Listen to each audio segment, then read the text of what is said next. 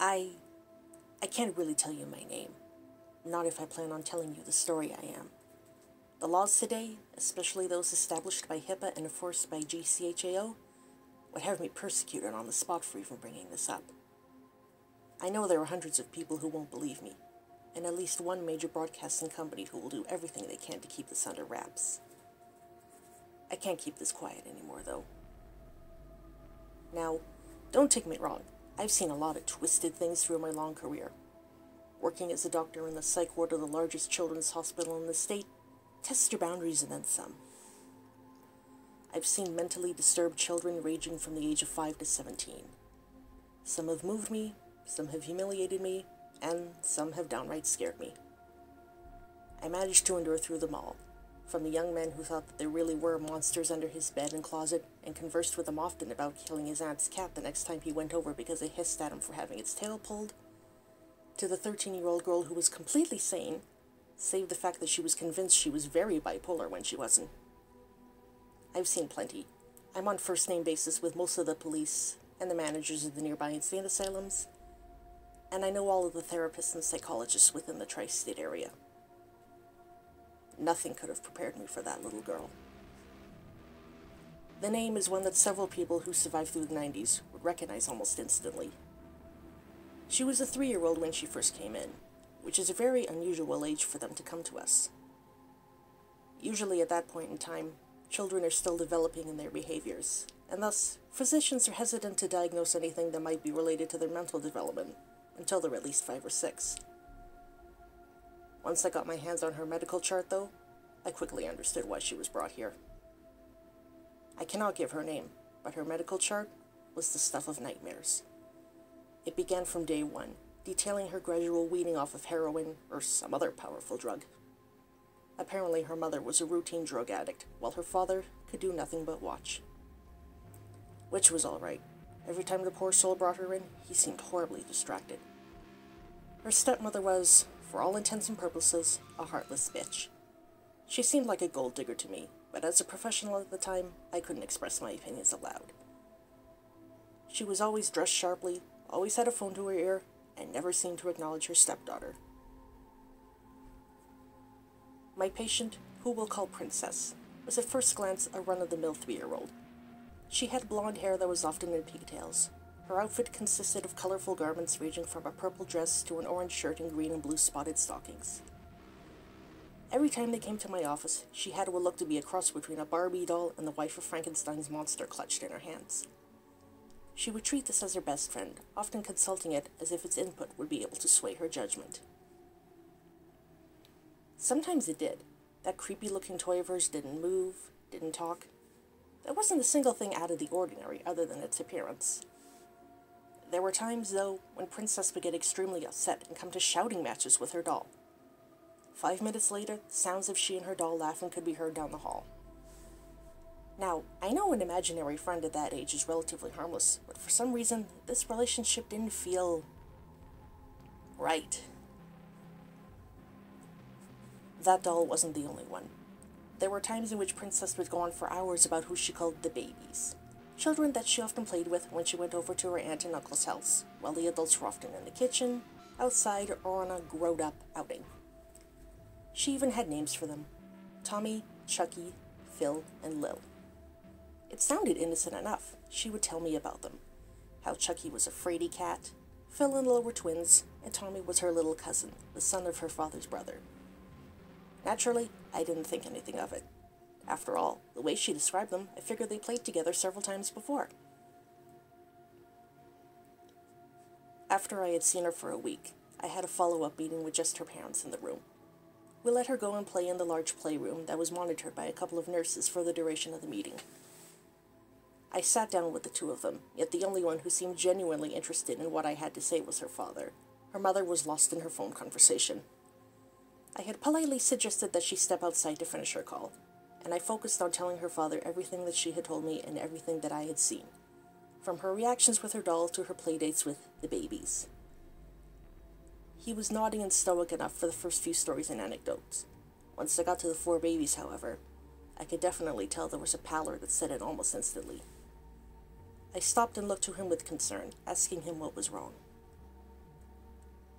He managed to tell me through a shaking voice that none of those children, Tommy, Chucky, Phil, or Lil, were alive. Reading the confusion on my face, he began to elaborate. You see, my brother and I are friends with two other families, whom we had met through different neighborhood meetings and parenthood prep classes, he said. She used to know Chucky when she was around a year old, yet she didn't understand when Chucky and his mother both passed away due to an illness of some sort. Naturally, he was vague on the details. When I inquired about the other three, Tommy, Phil, and Lil, he went on to explain, Phil and Lil? We have another friend who was pregnant, and Princess was so excited. She always wanted to know if it was going to be a boy or a girl, but the mother didn't know. She always said she wanted to keep it a surprise. She wound up having a spontaneous abortion, and thus no one ever really knew, since nobody wanted to ask her. I can guess that those two came about because she didn't know which was which, and we had told her not to ask her. I nodded. Apparently, he'd been down this road before. At least, he seemed to have his own theories well established. And Tommy? I asked hesitantly. Even then, the look of pain that flashed across his face made me feel horrible. Tommy was my brother's first child. He had managed after growing very distant. I had to swallow. Was? She was just so excited to have a little cousin, he mumbled. There was a complication and he was a stillborn, he said in the faintest of whispers. For some reason, that news made my blood ran cold. I don't know why, but something didn't feel right about all this. We took her to the funeral and she was so confused. She didn't know what we meant when we said that he was in a better place, he said, falling silent. We sat there in the awkward stillness, Princess's mother still on the phone outside. I sighed and took out a card from my desk, writing my personal number on the back and handing it to him, telling him to call if he ever needed to talk. I never heard from him. The next week went as per usual. Princess would relay the latest thing that the babies and she had done, with them always doing what she said each and every time. Well, almost. There was a friend of hers, Susie, who was not only real, as confirmed by her father, but seemed to help stem Princess's realities in a way. I was encouraged by that, at least, and tried to focus more on Susie when Princess would come for visits. She kept insisting, though, that we talk about the babies. For the next few months, nothing seemed to change. She wasn't any better, but she didn't seem to be getting any worse. Then suddenly, she stopped coming altogether. That concerned me greatly. For almost a week, any call I placed to her home was ignored or never went through.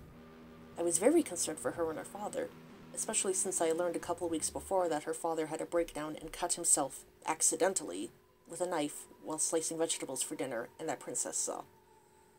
I highly doubt that's what happened, but I had little choice but to go along with it. After all, my patients were children, and I couldn't sit down properly with her father to sort out what was going on. After that initial week of no contact, days passed by before I finally received a call from Princess's stepmother. She sounded as if she had been crying, and I asked her what was wrong. What I meant was, why are you crying? What I got, though, was more than I was expecting. Apparently, about a year after Tommy was delivered as a stillborn, Princess's uncle and aunt had tried again for a child, and had succeeded. Princess was delighted, naturally, at having a new cousin, and so when we were allowed, we all went over to welcome the new member of the family, her stepmother had told me. Knowing all that Princess had told me, though, I had a gut feeling that something went horribly wrong. I didn't have to hang on much longer. In a somewhat malicious voice, Princess's stepmother told me that the adults had stepped out of the living room to see the baby bed, and they had left the grandfather watching Princess and the new baby. The grandfather allegedly had spent the entire night out and was falling asleep in his chair, and Princess was playing with the baby. There was a thunk heard, followed by loud wails of pain and angry screams. The adults had all rushed into the room and saw Grandpa desperately trying to tear and arrange a rabid-looking Princess off the bleeding and screaming newborn. She had explained to me that Princess was screaming and shouting at the infant and Grandpa in unison, snapping out, "Why? Why? Why? Why? Why? Why won't you listen to me?" I was also told that Princess had used both her fist and the doll she carried around with her everywhere to hit the infant upside the head. Her uncle was the one who had finally managed to wrestle them apart, pitting Princess before letting her go and scooping his son up, rushing him to the hospital. I could barely hear myself when I asked what the child's outcome was. He survived, but there's no chance he'll have normal cognitive function, she said. My heart sank. And how is she taking all of it? Her stepmother sighed. She's distraught. Her father is a wreck, and I simply don't have time for all this childish nonsense. She sounded as if she'd rolled her eyes, and I had to bite my tongue hard enough to taste blood in order to keep from straying my professional boundaries. I was hoping one more session with you might work. I should have said no. 2 days later, a somber-looking young child was delivered to my office door, her mother paying little attention to her with her phone plastered to her ear. Princess was clinging to her doll, her knuckles almost white as she trembled from head to foot. At first glance, I thought I saw remnants of blood mixed in with the doll's wild and ruined hair. I must have imagined it. Rather, I can guess my subconscious was the only thing that told me I was seeing things. I closed the door and sat with Princess, looking at her as she trembled terribly. We sat there in silence for at least 20 minutes before she opened her mouth. I didn't mean... He just... Princess, I said softly, I heard why you hit him, but I'm afraid I still don't understand why. She spoke, trembling harder now, sounding as if she was trying hard not to cry. He wouldn't listen to me. She broke down now, sobbing pitifully. I hit the others before, but nothing bad happened to them, she practically screamed. This little child, this little girl, though she couldn't have been more than 4, had been addicted to drugs, manipulated, lied to, and exposed to death, self-harm, and now attempted murder, all by those closest to her. She seemed so lost, so forlorn. I had asked why she hadn't been there in the past few weeks, and she said that she and her family, baby cousin included, had taken a trip to France with their friend, where apparently he met a woman who her mommy called a Chinese whore, and her young daughter that was just a year younger than Princess. I didn't bother to ask if that was true. She didn't exhibit her usual characteristics when she was talking about the babies. I'm not going to do it again. I'm sorry. I'm so sorry, she sobbed, clutching that doll as if it was the last thing on earth that was holding her already fraying sanity to the ground. To hear a child crying like that without being able to do anything makes you feel absolutely horrible. To hear a psychotic child screaming for help with real tears was something that absolutely crushed me. I didn't touch her, didn't move to her, even though I probably should have. After the hour was up, her stepmother came in and said that she had an appointment she had to keep. I nodded and left Princess, and wrote the older woman a referral to one of the best child psychologists in the state. He may run a higher fee than the others, but he's the best at diagnosing and treating. My child is not a goddamn psychopath! The stepmother shouted at me, and I had to step back. This was the first time I'd ever heard her reference Princess as her child. I glanced back at the girl, who was standing in the doorway, tears and snot streaming down her face. She coughed and sobbed, sounding as if she was choking on her own tears. Her stepmother walked over and grabbed her by the arm and yanked her out, saying, "Come on, you precious princess," dragging her out of my office and slamming the door behind her. I never saw those two again. About 10 or 11 years later, I was still in practice, but I could never get that little girl off my mind. It was one afternoon. Things were quiet when I saw 2 young women walk to my office. They had obviously been crying. I walked out to the reception area and asked them what was wrong, getting a better look at them. They both looked around 13 or 14. One of them was an African American with short hair bound back in a ponytail behind her. The other was an Asian, assumingly Chinese, with short, spiky black hair. Each one of them was walking in each other's arms. When they looked into my eyes, they asked me if I was the one that talked to a little girl several years ago. They had told me Princess's name, and I nodded, inviting them into an empty office and closing the soundproof doors. "She always talked about you," the African American had said. She then proceeded to tell me that my old patient, that little girl, had died of an overdose of LSD, I believe. I was horrified when she told me that and looked at her critically. She went on to expand that she had been doing perfectly fine one day when she finally snapped.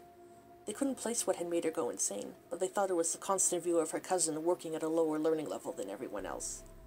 The guilt had apparently crushed her, and she slipped back into the drugs, her old addictions renewed. She had begun to lash at even the 2 of them, who said they were her closest and only friends, shouting things like, "Why do I even deserve to be here at all? What's the meaning of life? Where was everyone when I needed you? I shouldn't have ignored everything. Why was I even brought to this world? I don't deserve to live. And I wish I could just rewind it all. Hearing those trigger phrases made me bristle. Obviously, her parents had neglected to take her to the psychologist I referred her to. I swallowed and asked about the circumstances surrounding her death. She lost it completely, the Asian took over, holding her trembling friend in her arms. She took several doses of what seemed to be a variety of drugs, saying that she was going to rewind it all. She couldn't do it at home, so she had it done at school. No one noticed her, not even the administration. She just sat in the corner of the cafeteria, rocking back and forth, calling out to Tommy, Chucky, Phil, and Lil, and shouting out the word backwards several times. We tried approaching her, but she wouldn't let us anywhere near her, she continued. And when she finally stopped shouting backwards, she started laughing and began screaming, "Now my world is perfect!" That got the attention of the administration, but it was too late. She choked out that last phrase. The overdose triggered a massive seizure and she died. Right there in the cafeteria.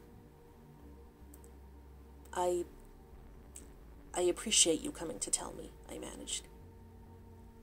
We thought you needed to know, the Asian had said. Also, we wanted to ask a question. The last thing Princess asked us was if she was a princess or a psychopath. Were you the one who told her that she was? She asked. No, I said quietly. I don't have the authority to diagnose that on my own. The last time I saw her, it was her stepmother that had shouted that where she could hear. She screamed at me, saying that she wasn't a psychopath, that she was a precious princess. The three of us sat there in my office for what seemed like an eternity. Once they had left, I walked up to my boss, gave him a handwritten letter of resignation, and promptly left, leaving everything behind. Now about 6 or 7 years after that, as I sit here and write this, I hear my television onto a new cartoon show that a kids' channel has started airing. It centers on 4 babies and their parents, all friends, who are often away from their children and let them play. At the center of these 4, all named Tommy, Chucky, Phil, and Lil, is a little 3-year-old girl with blonde hair that was often in pigtails, an outfit that consisted of colorful garments ranging from a purple dress to an orange shirt and green and blue spotted stockings, and who carried around what looked to be a cross between a Barbie doll and the wife of Frankenstein's monster clutched in her hands. She would treat Jess as her best friend, often consulting it as if its input would be able to sway her judgment, which it did. Her father is wealthy, her mother's always busy. They often call her princess, and the babies usually follow what she has to say to a fairly comical degree. As the credits roll, I see the name of one of the producers of this idea, and catch just a first name, Susie. I don't know if it's a coincidence or not, but it just seems too wild to be true. All I can say for certain is this. The little girl in the cartoon has the exact same first and last name of my 3-year-old patient who wanted nothing more than a perfect world.